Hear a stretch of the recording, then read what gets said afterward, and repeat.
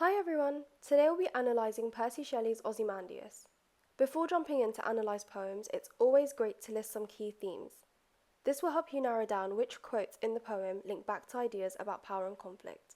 These are the main key themes identified for Ozymandias. There probably will be additional themes which you'll begin to notice throughout the analysis. To analyse, we'll be using the four-step approach, looking at title, structure, language techniques, and tone. If you'd like more details on this, make sure to check out my video, which I'll link below. Okay, let's get started. First, let's look at the significance of the title. Ozymandias is another name for the Egyptian pharaoh Ramesses II. This stands on its own, which symbolises the solidity of power, pride, and legacy which the pharaoh once had. The fact that it's a one-worded title can also suggest ideas of emptiness, loss of power, and decay. Take note of how we naturally link our ideas back to key themes we looked at earlier. You want to be consistently doing this. As we start reading the poem, we will quickly come to realise that Shelley also uses Ozymandias as a universal symbol of hubris and the impermanence of power. Now let's take a look at the poem's structure. We immediately notice the poem is made up of a single stanza. This is quite an ironic structure, as we may usually assume this is to symbolise strength and solidity. However, this structure actually contrasts the complete loss of power of this leader. An interesting note is that the stanza is made up of 14 lines, just like a sonnet. Shelley was a romantic poet. However, it's interesting that he uses this particular mix of Petrarchan and Shakespearean sonnet, showing a blend of structures. This could potentially reflect the juxtaposing references to past and present throughout the poem, and also how power changes with the passage of time. This is further emphasised through the use of enjambment, which suggests the idea of time flowing whilst Ozymandias' power gradually decays over time, just as the statue does. Also, the lack of rhyme scheme indicates this, as the use of fragmented rhyme mirrors the broken statue. Again, this reinforces the idea even the strongest structures are disrupted by time. The poem also uses frame narrative. This is shown where the observer is describing a traveller who he met in an antique land. The impact of this narrational technique creates a distance between us, the readers, and Ozymandias. Therefore, this highlights his power is lost and no longer prominent in society, but now only exists in the form of an old tale. Shelley's use of Volta and Caesura in lines 9 and 12 also allows the reader to reflect on the contrast between Ozymandias' ambition to have this long-lasting power and reality, where his power has been lost over time. Here we can see how the passage of time is coming into play. These are also effective structural techniques which shift the tone of the poem. Another example of how the poem's tone shifts is towards the end. The closing lines of the poem suggest a certain element of emptiness. This is a deliberate structural choice made by Shelley to leave the reader with a feeling of isolation and also an awareness to the impermanence of power. Now let's move on to language techniques. Metaphors play a big role in this poem. Throughout the whole poem, there is the use of the conceit, with the crumbling statue representing the decay of Ozymandias' power. We can also find other smaller metaphors, like in the phrase, stamped on these lifeless things. The idea of lifeless things again echoes the ultimate failure of the pharaoh's permanent reign.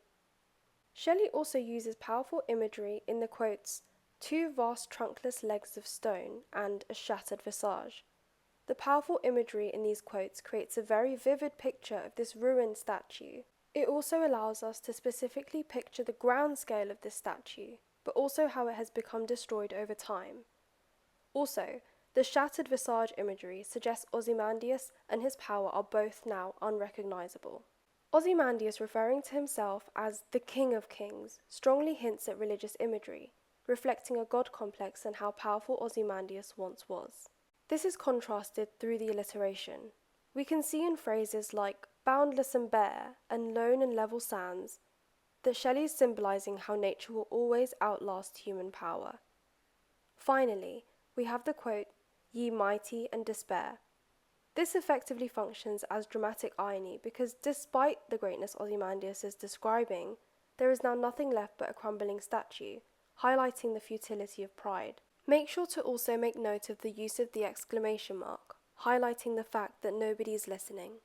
In summary, and as a quick tip, it's important when doing a revision to analyse the poem in a specific way, which will help you face any exam question for the anthology collection. This is to always bridge between the key themes of the poem and then link these back to the power and conflict idea as a whole. For example, we've seen with Ozymandias that a key theme is decaying power. Therefore, we were able to link our analysed quotes successfully to the theme of decaying power, which ultimately links back to the theme of power and conflict. Take a moment to read through the poem again and see if you can spot any additional language or structural techniques. There are lots of different interpretations, so I would love to hear some of yours in the comments. Now for the last part, we will be looking at some power and conflict poems which you may choose to compare Ozymandias to in your exam. First we have Storm on the Island. Both poems depict an example of how the power of nature outlasts the temporary power of mankind. In Ozymandias, we have seen how the statue which symbolises his power deteriorates over time. In Storm on the Island, the poet demonstrates how despite the initial arrogant and naive tone of the narrator, the natural disaster comes along and destroys everything in the village anyway, leaving them to accept their weakness against nature. Also, both poems contain a compact structure, whether this is Ozymandias' one-style stanza or the compact sentence structure mimicking the intense power of nature in Storm on the Island. Another anthology poem which we can compare Ozymandias to is My Last Duchess. Both poems display arrogant and controlling figures, Ozymandias being a tyrant king and the narrator or duke being jealous and possessive in My Last Duchess. Structure is also used in both poems to reveal the reality of crumbling power. Ozymandias makes it clear that power has been lost over time, and this is translated through sonnet form. The same goes for the duke, who narrates the poem in a dramatic monologue, exposing the duke's arrogance. You could also contrast this point by saying the duke's arrogance and control does actually award him more power, because he has his late wife's painting up on his wall, perhaps suggesting ultimate control of her. Let me know what you think in the comments.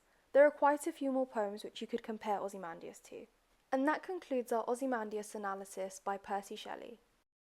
As always, thanks for watching, hope this video was helpful and I'll see you in my next one.